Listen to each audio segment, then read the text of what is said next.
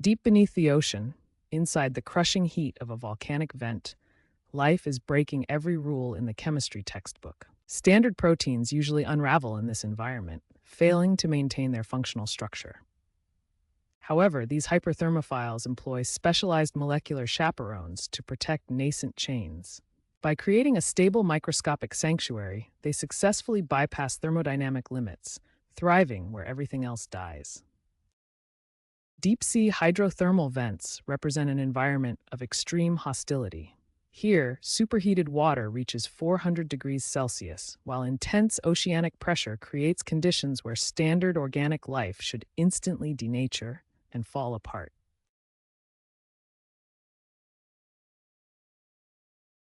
Yet, these trenches are not empty. Extremophile colonies thrive here, treating these violent high-pressure environments not as a death trap, but as a perfectly stable home. They have mastered survival where others are destroyed. At the heart of biological limits lies the thermodynamic barrier. Most life is confined to temperatures below 80 degrees Celsius because heat acts as a source of kinetic destruction. As temperature rises, molecules experience intense Brownian motion and thermal vibration. This kinetic energy vibrates the very foundations of biological structure. Eventually, this thermal chaos creates enough force to overcome the strength of covalent bonds, literally shattering the molecular chains that hold life together. This thermal-kinetic barrier defines the threshold where the chemistry of life becomes unstable. Beyond this, proteins denature and the structural integrity of the cell collapses. Deep-sea hyperthermophiles face a paradox. At temperatures exceeding 100 degrees Celsius, cellular fluids should vaporize into gas. They survive by maintaining precise intracellular pressure. These organisms achieve hydrostatic equilibrium. By actively regulating the concentration of cytoplasmic solutes and osmotic agents, they force water to remain in a dense liquid state, preventing the formation of damaging steam bubbles. This internal pressure compensation turns the cell into an armored vessel, successfully shielding biological machinery from the chaotic thermal kinetic energy of the deep ocean. Standard biological membranes rely on ester-linked phospholipids. These molecules arrange themselves into a neat bilayer, essential for life at moderate temperatures. However, at extreme heat, the kinetic energy of the environment increases drastically. The ester bonds, which connect the hydrophobic tails to the glycerol backbone, begin to destabilize. The heat causes thermal vibrations that physically pull the bilayer apart. This peeling effect destroys the integrity of the cell, allowing the internal contents to leak out. For extremophiles, this is the fundamental structural weakness. To survive, they must bypass these fragile ester linkages and redesign the very chemistry of their membrane architecture. Most surface-dwelling organisms rely on a lipid bilayer. At extreme temperatures, the two layers can easily peel apart, causing the membrane to lose its integrity. In contrast, hyperthermophiles utilize branched isoprenoid chains that span the entire membrane. This creates a singular, covalently linked monolayer, acting like an armored shell that stays fused even under intense thermal kinetic energy. By covalently bolting the membrane together, these organisms bypass the thermodynamic limits of traditional bilayers, ensuring their internal environment remains stable despite the external chaos.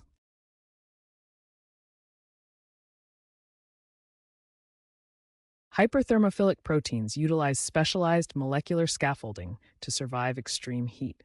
These proteins form crystalline lattices that physically lock the protein backbone into place. By acting as internal insulators, these scaffolds prevent the thermal vibrations that would otherwise denature functional enzymes at temperatures exceeding 100 degrees Celsius. The thermosome is a specialized barrel-shaped protein complex. It acts as a cellular sanctuary, providing a pressurized hydrophobic interior where proteins can fold safely. A newly synthesized unfolded polypeptide enters the pressurized chamber. Outside, the kinetic energy is high enough to cause denaturation, but inside, the environment is strictly controlled. Once inside, the thermosome seals off the protein. This insulation prevents the chaotic kinetic energy of the external cytoplasm from interfering with the folding process. Protected from denaturation, the polypeptide chain adopts its complex, native three-dimensional structure. Once correctly folded, it is released back into the cell to perform its function. Hyperthermophiles must protect their internal machinery from extreme thermal energy. One key adaptation is the extensive use of salt bridges. By populating protein surfaces with charged amino acids like arginine and glutamate, the cell creates a network of electrostatic locks. These opposite charges attract, forming a robust chemical bridge. This bond effectively bolts the protein domains together. This electrostatic locking ensures that functional protein domains remain intact, preventing the structure from unzipping even when hit by intense thermal agitation. At the heart of every living cell is its genetic blueprint, the DNA.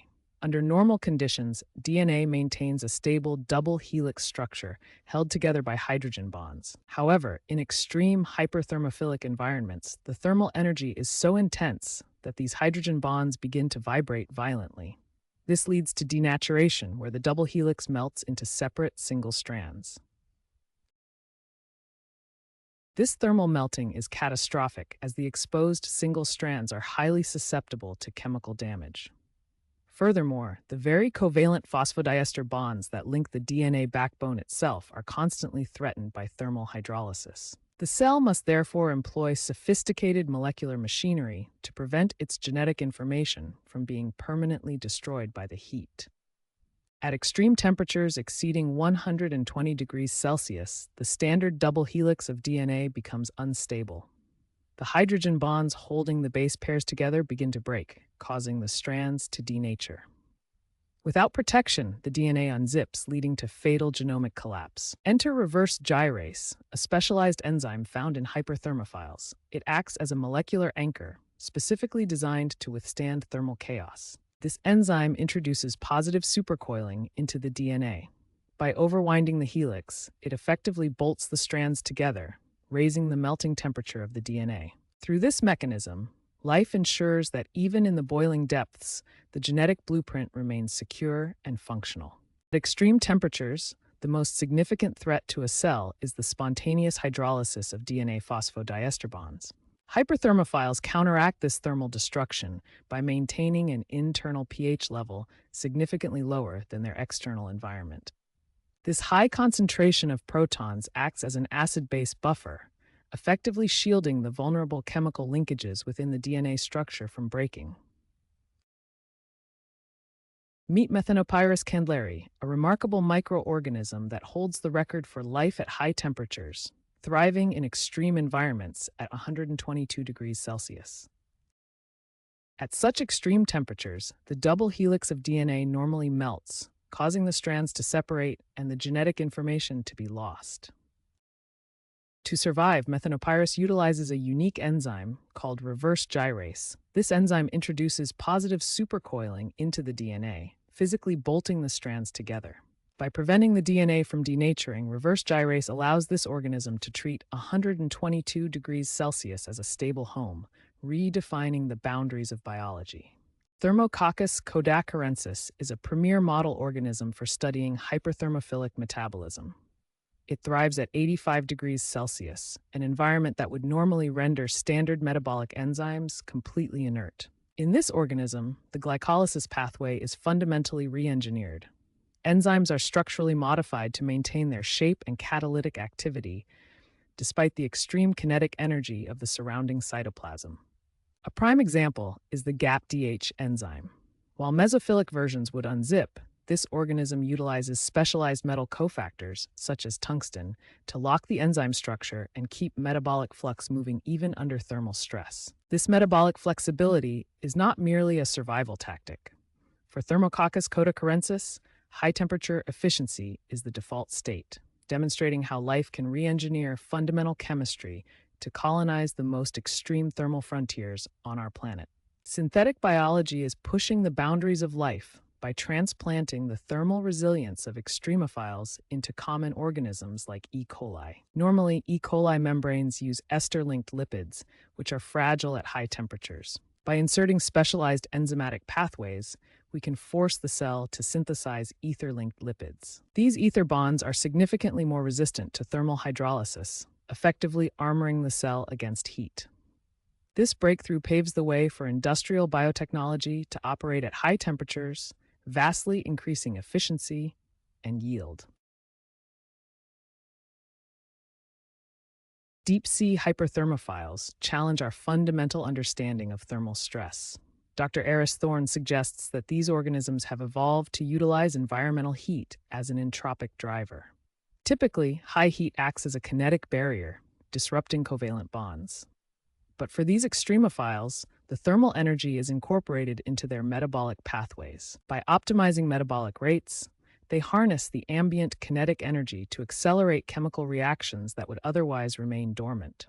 It is not survival, it is efficiency.